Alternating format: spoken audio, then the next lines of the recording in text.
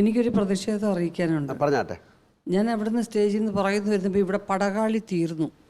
എനിക്ക് വേണ്ടി രണ്ട് മുറത്തർക്കന്മാർ കോമ്പിനേഷനിൽ മത്സരിച്ച് പാടിയ പാട്ട് ഞാൻ ഇല്ലാത്തപ്പോൾ അതെങ്ങനെ പാടും? ആ രണ്ട് മുറച്ചെറുക്കന്മാര് ഒരാള് എസ്കേപ്പ് ചെയ്ത് നേപ്പാളിൽ പോയിട്ടാണ് മറ്റേ കുട്ടിമാമയുടെ അവിടെ പോയി അക്കോഷോട്ടൻ. എനിക്ക് വേണ്ടപ്പെട്ട അശോകേട്ടന്മാരെല്ലാം ഞാൻ പിന്നെ അക്കോഷോട്ടന്മാരാക്കി. ഹരിശ്രീ അശോകേട്ടനും നമ്മുടെ മറ്റേ അശോകേട്ടനൊക്കെ ഞാൻ അക്കോഷോട്ടൻ എന്നാണ് പിന്നെ വിളിച്ചുകൊണ്ടിരിക്കുന്നത്. അതായത് ദമയന്തി എന്ന് പറയുന്ന ഒരാളില്ലായിരുന്നുവെങ്കിൽ യോദ്ധ എന്നൊരു സിനിമ ഉണ്ടാകില്ല. വളരെ സൗഹൃദപൂർവ്വം ഞാൻ ചെയ്ത വേഷം അത് ഒത്തിരി സന്തോഷമായിട്ട് ഏറ്റവും മനോഹരമായിട്ട് ചെയ്തത്. ദമയന്തി എന്നുള്ള പേര് തന്നെ ഭയങ്കരമായിരുന്നു. അല്ല അന്നത് she was the top heroine അല്ലേ? എന്നിട്ടും she said fine.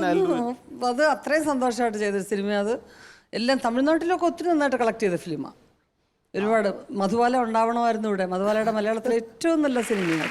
Urvashi Yodha എന്ന സിനിമയിലെ കഥാപാത്രത്തിലേക്ക് വരികയാണെന്നുണ്ടെങ്കിൽ ആ സമയത്ത് സർ പറഞ്ഞ പോലെ തന്നെ വളരെയധികം മെയിൻ സ്ട്രീമിൽ മുൻനിര നായികയായിട്ട് ചെയ്തുകൊണ്ടിരുന്നൊരു സമയമായിരുന്നു. വളരെ കുറച്ച് സീൻസ് മാത്രമേ ഇതിലുണ്ടായിരുന്നുള്ളൂ. എന്നിട്ടും വൈ യോദ്ധ? അന്നൊന്ന് അങ്ങനെയൊന്നും ചിന്തിക്കുകയും അങ്ങനെ ഒന്നും പറയുന്നൊരു കാലമല്ല, അതിനുള്ള പ്രായവും എനിക്കില്ല, ഒന്നുമില്ല.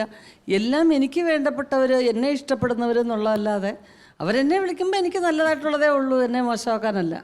ഇപ്പം ലാലേട്ടനുണ്ട്, ലാലേട്ടൻ സിനിമ എന്നെ വിളിച്ച് ഞാൻ വർക്ക് ചെയ്യുന്നു. സംഗീതത്തിനും സന്തോഷിൻ്റെ ആദ്യത്തെ ഫിലിം വർക്ക് ചെയ്തു. ഈ ഫിലിമിൽ എന്നെ വിളിച്ചു, ഋഷി ഇങ്ങനൊരു ക്യാരക്ടറാണ്, അത്രേ ഉള്ളൂ. ഈ സിനിമയിൽ രണ്ട് കോമ്പിനേഷൻസ്, അതായത് അപ്പുക്കുട്ടൻ്റെ കൂടെയും അശോകേട്ടൻ്റെ കൂടെയും ഉണ്ടായിരുന്നല്ലോ. എനിക്കിപ്പം ശ്രീ ജഗദീഷ് കുമാറിനെ കുറിച്ച് ഒരിക്കലും പകരക്കാരനില്ലാത്ത എല്ലാവരും അദ്ദേഹത്തെ മിസ് ചെയ്യുന്നു. അതാണ് അദ്ദേഹത്തിൻ്റെയൊക്കെ വലിയ വലിയ ആ സിനിമകളൊക്കെ കുറിച്ച് ആലോചിക്കുമ്പോൾ അതൊരു വലിയൊരു മിസ്സിങ്. ലാലേട്ടും അമ്പിളിയങ്ങളും തമ്മിലുള്ള കോമ്പിനേഷൻ ഒരു ടോം ആൻഡ് ജെറി പോലെയാണ് ആ സിനിമ കാണുന്നത്.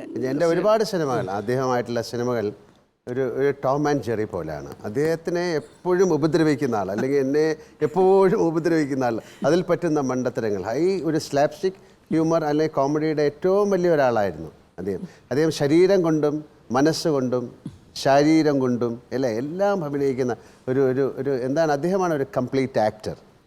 ഷോവിനെ സപ്പോർട്ട് ചെയ്യുന്ന അനിയത്തി ഇപ്പോൾ പറഞ്ഞപ്പോഴാണ് ഓർത്തത്. ആ അനിയത്തി ഇവിടെ നിൽപ്പുണ്ട്. നമുക്ക് ക്ഷണിക്കാം ബീന ആന്റണി.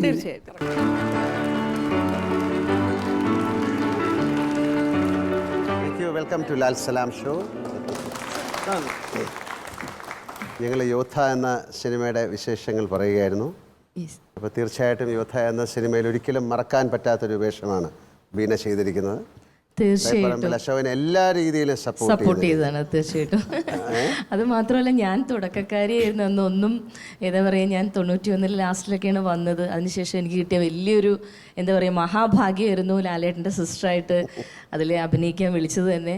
ശരിക്കും പറഞ്ഞാൽ അഭിനയം എന്താണെന്നോ അല്ലെങ്കിൽ എന്താണ് ഒരു ഫിലിം ലൊക്കേഷൻ്റെ ആ ഒരു ഇതൊന്നും അറിയാതെ എന്താ പറയുക ഇങ്ങനെ പേടിച്ച് നിന്ന ഒരു ലൊക്കേഷനായിരുന്നു. പക്ഷേ ലാലേട്ടനും സാറൊക്കെ പിന്നെ ചേച്ചി ഉണ്ടായിരുന്നു കൂടെ, ഭയങ്കര സപ്പോർട്ടായിരുന്നു.